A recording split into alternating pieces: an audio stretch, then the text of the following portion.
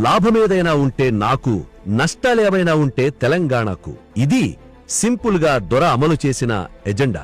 కాళేశ్వరం ప్రాజెక్టునే తీసుకుందాం.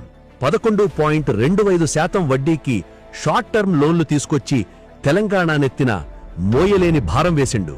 కేసీఆర్ ఎడాపెడా చేసిన అప్పులను తీర్చేందుకు ప్రస్తుత ప్రభుత్వం నెల నెల 6,000 కోట్ల రూపాయలు కిస్తీలకే కడుతోంది.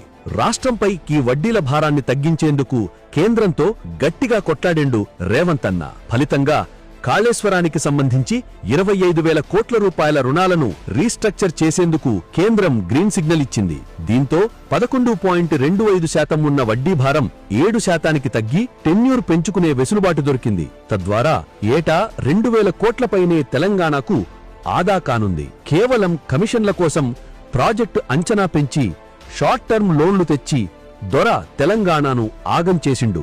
అదే రేవంత్ అన్న ఆ అప్పుల భారాన్ని వ్యూహాత్మకంగా తగ్గించుకుంటూ ఆదా అవుతున్న డబ్బును ప్రజల కోసం ఖర్చు చేసేలా ముందుకెళ్తున్నాడు.